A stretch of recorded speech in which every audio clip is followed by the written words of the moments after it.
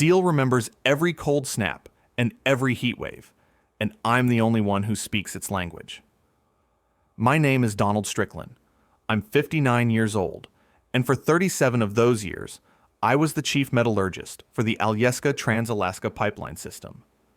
2 days before the humiliation, I was on the North Slope, Section 142, running ultrasonic diagnostics on a series of circumferential welds from 1974.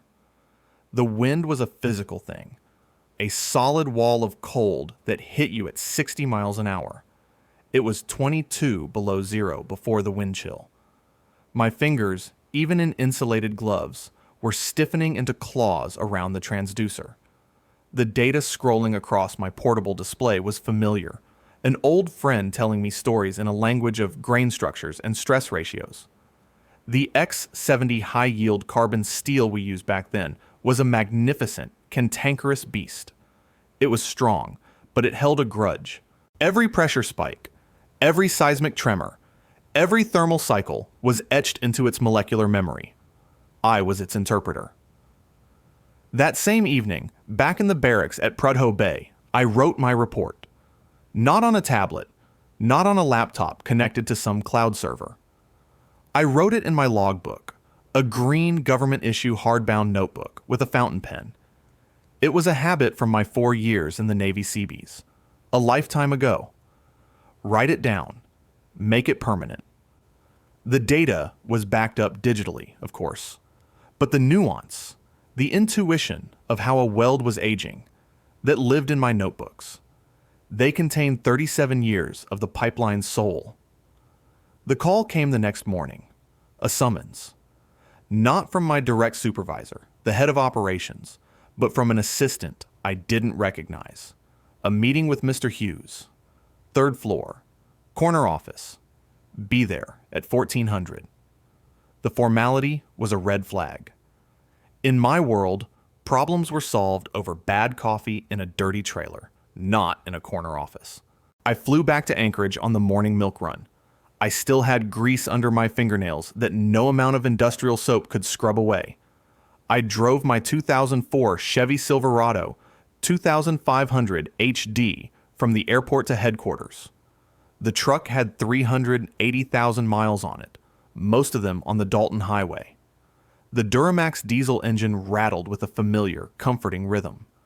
The camper shell in the back was filled with my gear: calipers, gauges, hard hats, and a spare pair of steel-toed Red Wings. The truck was like me, old, reliable, and built for a world that was disappearing. If you love stories about underdogs who refuse to stay down, and the sweet justice that comes when experience meets arrogance, hit that like button and subscribe right now. The 3rd floor of the Anchorage headquarters felt like a different company. It was all glass and brushed steel, with abstract art on the walls that probably cost more than my truck. The air smelled faintly of ozone and some expensive citrusy cleaning product. The receptionist, a young woman with a piercing in her nose, looked at my Carhartt jacket and worn jeans with a flicker of disdain before directing me to the waiting area. I sat on a leather couch that was too soft and too low. Across from me, on a sleek mahogany wall, was a framed degree. Harvard Business School, Master of Business Administration. Below it, in smaller script, was the name, Tanner Hughes. The door opened at precisely 1400. Tanner Hughes stood there. He was 28 years old. I knew that from the last all-hands email. He had the kind of soft, unlined face that comes from a life devoid of physical hardship. His dark hair was perfectly styled, not a strand out of place. He wore a crisp white shirt, no tie, and a dark gray Loro Piana cashmere vest over it. His pants were tailored.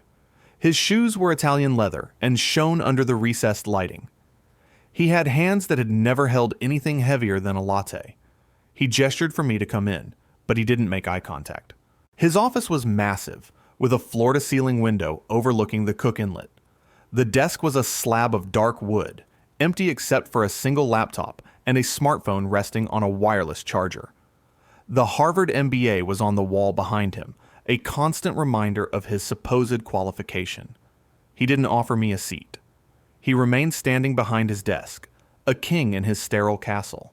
He picked up a single sheet of paper from his desk. He still didn't look at me. He looked at the paper as if it contained a script he had rehearsed. "Donald," he began, his voice flat, devoid of any emotion. "We're implementing a strategic realignment of our operational assets. As part of this digital transformation, we're optimizing our team to enhance synergy and forward-facing agility." The words just hung in the air. Meaningless, sterile corporate jargon.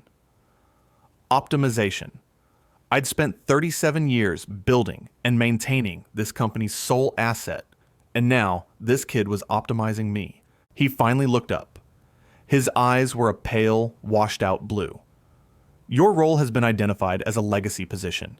Your skill set, while valuable in the past, lacks the digital integration required for our future paradigm." He placed the paper back on the desk. "Effective immediately, your employment with Alyeska is terminated." A dead calm settled over me. There was no surge of adrenaline, no hot flash of anger.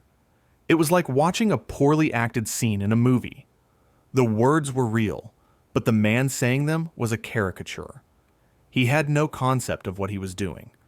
He was a child playing with a very, very expensive set of tools he didn't understand.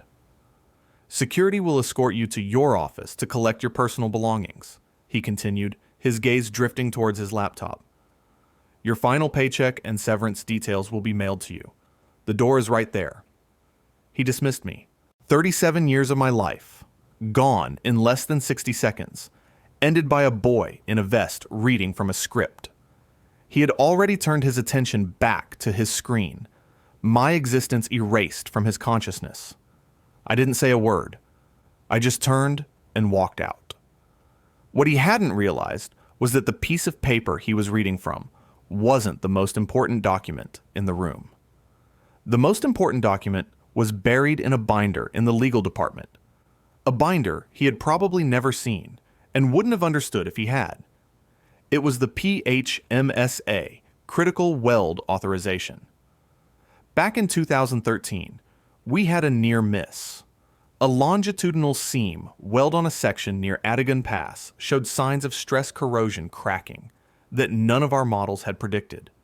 It sent a shockwave through the company and brought the federal regulators from the Pipeline and Hazardous Materials Safety Administration down on us like a ton of bricks. We were facing fines that ran into the hundreds of millions and a potential mandated shutdown. I was the one who found the root cause. It was a unique metallurgical interaction between the 1974 era steel composition and a specific microbe found in the permafrost meltwater. It was something no textbook could have taught you. You only could have known it by living with that steel for decades. The breaking point came in a conference room with a dozen lawyers and a team of grim-faced federal agents.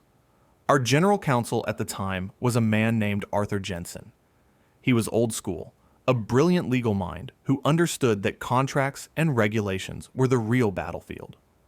After I laid out my findings, Arthur saw an opportunity. He took me aside. "Don," he said, his voice a low rumble. "They trust you. They don't trust our corporate assurances, but they trust the man with grease on his hands." Arthur drafted a consent decree with PHMSA. It was a masterpiece of legal engineering. To avoid the crippling fines, Alyeska would create a new certification requirement, an internal layer of oversight more stringent than the federal mandate. A single, designated technical authority would be required to personally inspect and sign off on the integrity of all 5,800 critical welds from the original construction. This signature, renewed annually, was the legal predicate for the pipeline's operating license. Without it, Article 4, Paragraph 2 of the decree was explicit. The Department of Transportation would issue an immediate stop work order until a new authority could be approved by PHMSA, a process that could take 6 to 9 months. Arthur made sure the authorization was tied to the individual, not the position. It was tied to me, Donald Strickland. My name was written into a federal legal document. Arthur had handed me the keys to the kingdom, disguised as a rubber stamp, Never tell them what this is, he had warned me, tapping the signature page with his silver pen. Let them think it's just more paperwork. The day they forget who keeps this thing running is the day you'll need this. Arthur retired 6 years ago. He passed away 2 winters later. The new generation of lawyers saw the binder as a formality. The executives saw it as a rubber stamp. And Tanner Hughes, the Harvard MBA, he didn't see it at all. He just saw a line item on a spreadsheet under senior personnel costs, a legacy position, dead weight. The security guard who met me at the elevator was a man named Frank. I'd known him for 15 years. He looked embarrassed. "Don, I'm sorry. I'm just doing my job." "I know, Frank. Let's get it over with," I told him. My office wasn't an office. It was a glorified cubicle in the engineering bullpen, piled high with geological survey maps, binders of metallurgical reports, and stacks of my green notebooks. My personal items were few. A framed photo of my wife, Sarah, and our 2 kids, taken at Denali 20 years ago. A coffee mug that said, "CBs can do," and a small polished core sample of X70 steel from the very first pipe laid in 1974, which I used as a paperweight. I packed them into a cardboard box. I left the maps. I left the binders. But I took every single one of my notebooks. 37 years of data. 37 years of the pipeline's secrets. They weren't company property. They were my personal logs, my observations. Their value was incalculable, and it was now walking out the door with me. Frank walked me to the lobby. He took my ID badge. The plastic card felt flimsy in his hand. He swiped it through a machine, and a small red light blinked. My access was gone. 37 years of access, revoked in an instant. "Good luck, Don," he said, handing me the box. "You too, Frank. You'll need it." I walked out into the cold Anchorage afternoon and loaded my box into the passenger seat of my Silverado. I didn't look back. I drove straight to the airport, booked the next flight to Seattle, and arranged for a transport company to ship my truck home to Washington. As the plane climbed over the Chugach Mountains, I watched the silver ribbon of the pipeline snake its way north until it disappeared into the vast, white wilderness. A feeling of profound peace settled over me. The trap was set. All I had to do now was wait. I knew for sure, 3 weeks ago, that this was coming. The company had hired a consulting firm to identify efficiencies. That's corporate code for firing people who have been there the longest and make the most money. Tanner Hughes was the tip of that spear. He'd been brought in as the new vice president of operations 6 months ago, the son of a major board member. His mandate was clear: cut costs, modernize, and get rid of the old guard. He held meetings where he talked about disruption and agile methodologies. He saw the pipeline not as a marvel of engineering, a lifeline of the national economy, but as an underperforming asset. He looked at me and didn't see institutional memory. He saw a pension liability. The first 2 weeks after I got home were quiet. I spent the time in my workshop, a big detached garage I'd built myself 20 years ago. The smell of sawdust and machine oil was a welcome change from the sterile air of the corporate office. I started a project I'd been putting off for years, building a traditional rocking chair out of black walnut for my wife. The work was methodical, precise. Measuring, cutting, sanding. It required patience and an understanding of the material. Wood, like steel, has a grain, a memory. You have to work with it, not against it. My phone didn't ring. I knew Tanner would have sent a company-wide email announcing my retirement. He would have celebrated his victory, convinced he had successfully streamlined the company by cutting out an expensive, old-fashioned engineer. He probably assigned my duties to some junior engineer with a software degree who thought metallurgy was something you could Google. The breaking point, I calculated, would come in approximately 30 days. The annual PHMSA certification was due on the 1st of March. My signature was required by then. Without it, the clock would start ticking. I imagine the scene in Anchorage. Some administrative assistant gets an automated email reminder from the Department of Transportation. The subject line would read, "Action required. PHMSA consent. Decree. 13. A 42 annual certification." The email gets forwarded to the legal department. A junior lawyer, someone hired long after Arthur Jensen had left, pulls up the file. He reads the dense legal language. He gets to Article 4, Paragraph 2. His eyes widen. He reads it again. He picks up the phone and calls the head of the legal department. The head of legal then calls Tanner Hughes. I could almost hear the conversation. The lawyer trying to explain the gravity of the situation in careful, non-alarmist terms. Tanner, arrogant and dismissive at first, insisting it's just a bureaucratic hurdle. "Just get someone else to sign it," he would say. "You don't understand, Mr. Hughes," the lawyer would reply, his voice tight. The decree explicitly names Donald Strickland as the sole signatory. We can't just substitute someone. We'd have to petition PHMSA to amend the decree, and they have no incentive to do so quickly. They'll want a full review. Then the dawning horror in Tanner's voice. "What happens if we miss the deadline?" "The DOT will mandate a full shutdown of the pipeline." Silence. Then the lawyer delivers the final blow. The daily revenue loss is estimated at $53 million. That doesn't include breach of contract penalties from our suppliers and buyers, which could run into the billions. "Mr. Hughes, when did you say Mr. Strickland's last day was?" The panic would have spread like a virus through the third floor. Frantic calls to board members. Teams of lawyers scouring the document for a loophole that didn't exist. Arthur had made sure of that. The language was ironclad. The call came on a Tuesday afternoon, 28 days after I was fired. I was in the workshop, carefully shaping the rocker runners with a spoke shave. The shavings of walnut curled at my feet. My phone, a simple flip phone, not a smartphone, buzzed on the workbench. The screen showed an Anchorage area code. I let it ring 4 times before I picked it up. "Hello?" "Dawn, it's Tanner Hughes." His voice was thin, strained. The arrogant confidence was gone, replaced by a high-pitched tension. I said nothing. I just continued to draw the spoke shave along the wood, the soft scraping sound echoing in the quiet workshop. "Dawn, are you there?"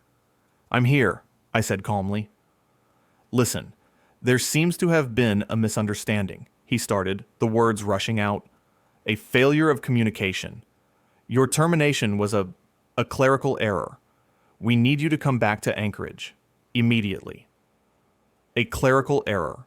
The sheer audacity of it was almost impressive. "I'm retired, Tanner," I said, my voice even. "I'm building a rocking chair." There was a long pause on the other end of the line. I could hear the faint sound of him breathing, a shallow, panicked rhythm. "Dawn, I don't think you understand," he said, his voice rising. "This is a matter of critical importance. We have a regulatory filing that needs your attention." "Is that the PHMSA certification?" I asked, feigning casual curiosity. The silence that followed was deafening. He had assumed I was ignorant. He had assumed I was just a dumb engineer who didn't understand the paperwork. That was his fatal flaw. He underestimated his opponent. "Yes," he finally croaked. "That's the one. The deadline is Friday." "That sounds like a problem," I said. "Good luck with that." "No, wait," he shouted, the desperation now raw and undisguised. "You have to sign it. We'll pay you. We'll give you your job back. We'll double your salary." I stopped my work. I set the spoke shave down on the bench and wiped my hands on a rag. I looked out the workshop window at the tall Douglas firs in my yard. The world here was quiet, orderly, and sane.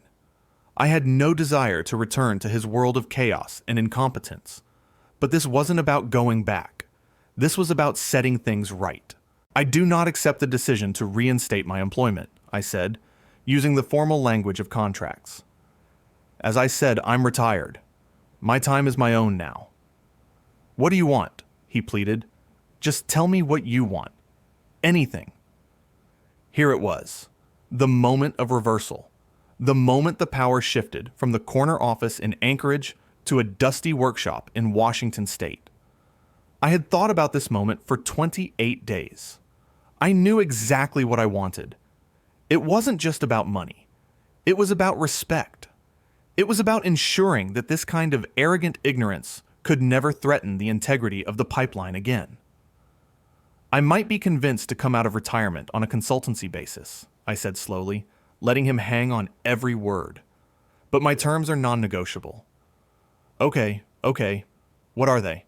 He asked, ready to agree to anything. First, I began, a $5 million signing bonus to be wired to my account before I board the plane. That's for my time and expertise. Call it a consultancy fee. I heard a sharp intake of breath. $5 million was a staggering number, but it was a pittance compared to the cost of a shutdown.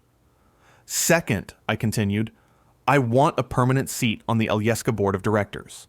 My title will be Executive Director of Asset Integrity. I will have final authority on all engineering and maintenance decisions, and a budget under my sole discretion. No more MBAs telling me how to maintain my pipeline. This was the real price, not the money, the power, the structural change to protect the pipeline from men like him. That's impossible, he stammered. The board would never. That's your problem, not mine, I cut him off. And there's one more thing. The third and final term. What is it? He whispered. I want your written, unconditional resignation on my desk by 9 a.m. on Friday. You can cite personal reasons. I don't care. But by the time I arrive in Anchorage, your office needs to be empty. The line went completely silent. I could picture him, standing in his glass-walled office, the world crumbling around him. The boy king was being dethroned. He had flown too close to the sun, and his wax wings, woven from arrogance and a Harvard degree, were melting. You have until 5 p.m., Pacific time, to have the chairman of the board call me and confirm these terms, I said. If he doesn't call, my consultancy fee doubles for every day you miss the PHMSA deadline. I suggest you get to work, Tanner. The clock is ticking. I hung up the phone. I didn't feel a surge of triumph. I felt a quiet, cold satisfaction. The satisfaction of a job well done. I picked up the spokeshave and went back to work on the rocking chair. The wood was patient. It yielded to careful, experienced hands. The chairman of the board, a man named Robert Caulfield, called me at 4:52 p.m. He was an old oil man from Texas, a contemporary of Arthur Jensen. His voice was gravelly, tired. Dawn, he said, skipping the pleasantries. You've made your point. It wasn't about making a point, Robert. It was about protecting the asset. I know, he sighed. The board has approved your terms. All of them. The money is being wired now. A corporate jet will be at Boeing Field to pick you up at 0600 tomorrow. Tanner Hughes's resignation will be on your new desk. It's not my new desk, I corrected him. It's his old one. There was a pause. Fair enough, he said. Welcome to the board, Don. I should have done this years ago. Yes, I said. You should have. I flew back to Anchorage on a Gulfstream G650. The leather seats were plush, and a flight attendant offered me champagne. I asked for a black coffee. When I landed, a black Chevy Suburban was waiting on the tarmac. It drove me directly to the headquarters building. I walked into the lobby wearing a fresh pair of jeans and a clean work shirt. The same receptionist with the nose ring looked at me, her eyes wide with a mixture of confusion and fear. I didn't need a badge. The head of security, a man who reported to me now, met me at the elevator and swiped his own card to take me to the 3rd floor. Tanner Hughes's name had already been scraped off the glass door of the corner office. I walked in. The vast room was exactly as I had left it, except for 2 things. On the center of the massive desk was a single manila envelope. Inside was a one-sentence letter of resignation, signed by Tanner Hughes. Next to it was the PHMSA binder, open to the signature page. I walked over to the desk. I pulled the old silver fountain pen Arthur Jensen had given me from my shirt pocket. I uncapped it and signed my name on the line. The ink was dark and permanent. The crisis was over. The pipeline would continue to flow. I spent the rest of the day in a series of meetings. The other board members, the senior executives, the lawyers, they were deferential, cautious. They had looked into the abyss, and I was the man who had pulled them back. I laid out my plan, a complete overhaul of the maintenance and inspection protocols, a new training program to pass on the institutional knowledge to a younger generation of engineers, a budget that prioritized long-term integrity over short-term profits. There was no resistance. 6 months later, the culture at the company had started to shift. I hired a team of seasoned engineers, men and women who, like me, had been pushed aside for being legacy assets. We brought back the old ways, supplemented by new technology, not replaced by it. We treated the pipeline not as a number on a balance sheet, but as a living thing that needed to be understood and respected. I never saw Tanner Hughes again. I heard he moved back to the East Coast. His career in the energy sector finished. The enablers, the HR manager who sat silently during my termination, the VPs who had approved Tanner's disastrous optimization plan, were quietly let go over the next few months. Their silence had cost them their jobs. My silence had saved the company. I kept the corner office, but I changed it. I had my old metal desk and worn chair brought up from the engineering bullpen. I replaced the abstract art with framed black and white photographs of the pipeline's construction in the 1970s, pictures of hardworking men in a harsh landscape, a reminder of what this company was actually built on. The Harvard MBA that had hung on the wall was gone. In its place, I hung a single, large schematic of a critical path weld, a beautiful, complex diagram of stress and flow. My life changed too. The position on the board gave me control over my own schedule. I spent 2 weeks a month in Anchorage and 2 weeks at home. I was home for dinner. I was there for my wife's birthday. I finished the rocking chair, and Sarah said it was the most beautiful thing I had ever made. Sometimes, when I'm flying home, I look down at that silver line stretching across the Alaskan wilderness. They thought firing me was the end of the story. They were wrong. They thought my knowledge was obsolete, a relic of a bygone era. They didn't understand that some things, like steel, have a long memory. Loyalty is a two-way street, and control isn't in a title or a corner office. It's in the fine print. It's in knowing which signature holds a billion-dollar enterprise together. They had forgotten the language of the steel. I was just the man who reminded them how to speak it.